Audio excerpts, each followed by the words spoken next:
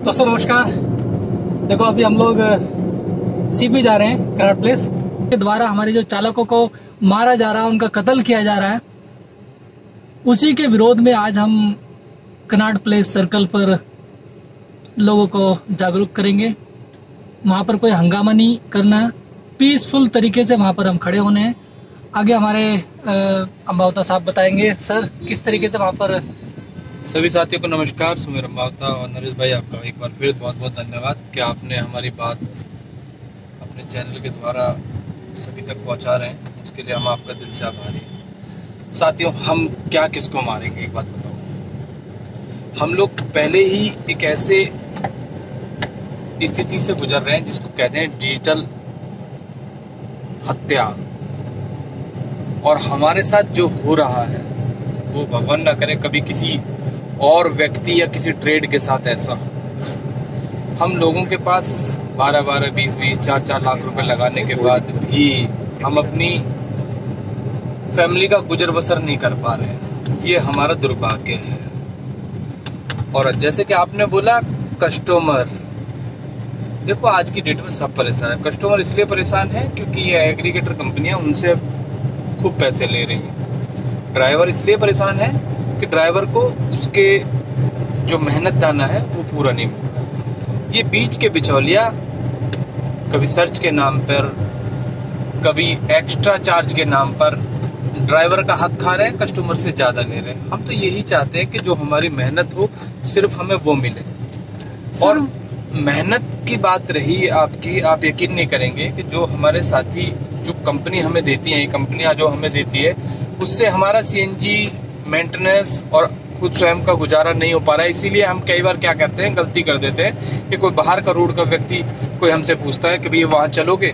हमें पता है कि हम 200 रुपये की राइड ले जाएंगे, उसमें से 60 रुपये काट लेगा। ये तो आप मानोगे ना? बिल्कुल।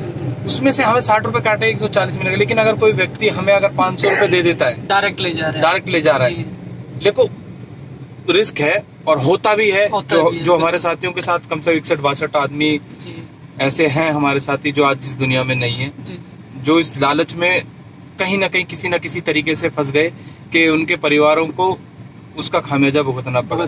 ठीक है, रही विजेंद्र शाह जी की बात, हम उनके हक के लिए जहां तक हमसे हो पाएगा हम लड़ने का प्रयास कर रहे हैं। हम उसके परिवार को इंसाफ दिलाने की मांग कर रहे हैं और उसके परिवार का गुजर बसर हो, उसके लिए हम आवाज उठा रहे हैं। ठीक है, हमारी संख्या बल हो सकता है कम हो, आज हो सकता है बहुत ज्यादा हो, परंतु हमने एक सरकार से और अपने प्रतिनिधियों से बात कर एक पीसफुल तरीके से अपना एक विरोध प्रदर्शन रखा है और ज़्यादा लोगों को हमने नहीं बुलाया है। हमने कम संख्या में रखा है कि हम अपनी आवाज़ एक वेल गुड तरीके से सरकार तक पहुंचा सके कि हम जो चालक हैं वो आज की डेट में इतने मजबूर हैं कि हमें रोड पर आना पड़ा है और हमारा गुजर बसर हो नहीं रहा है। और हमारे परिवारों को हमारी जो मेहनत है उस पर यकीन नहीं होता। कई बार घर वाले बोलते हैं आप लोग निकल जाते हो, कमा के क्या लेके आ रहे हो। ये तो आप भी जानते हो। बिल्कुल बिल्कुल सर। ठीक है, और हम क्या करें, हम 8-8, 10-10, आप यकीन नहीं करेंगे, मैं अभी एक पीछे चालक भाई से मिला जी। 24 घंटे उसका लॉगिन था जी। आप पता है उसने कितने का काम किया? 1350 रुपए का।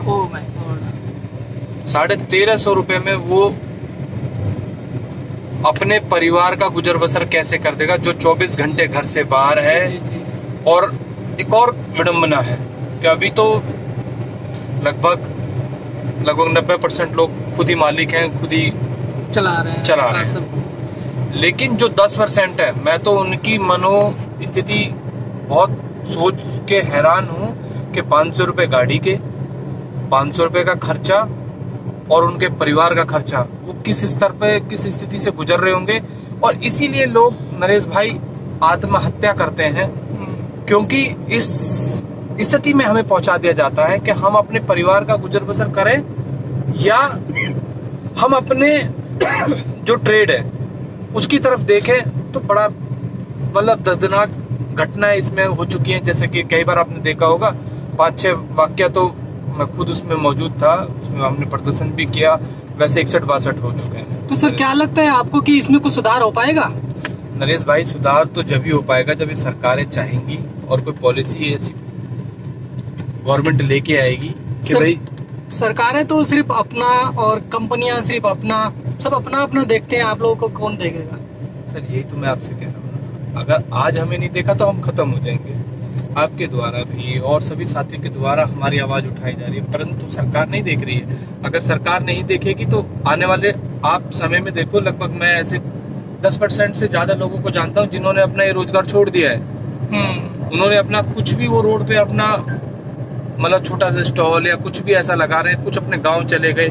लेकिन आप ये देखिए, गुनहगार सरकार भी है और गुनहगारी कंपनियां भी हैं। इन्होंने 1-1 लाख रुपए का लालच दिया। कंपनी जहां परमिट 10,000 20,000 होने थे, इन्होंने 50,000 परमिट दे दिए।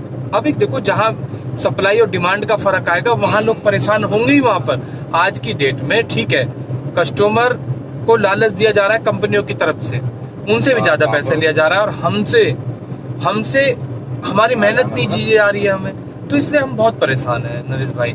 और हम चाहते हैं कि आने वाले समय में कोई भी हमारा साथी इस तरह की स्थिति में ना फंसे, इसीलिए हम बार बार आवाज उठा रहे हैं। चलिए सर, थैंक यू। जिस तरीके से आप आवाज उठा रहे हो और कार्य कर रहे हो तो करते रहिए, हो सकता है सफलता आपको जरूर मिलेगी, क्योंकि मेहनत करने वालों को सफलता जरूर मिलती है।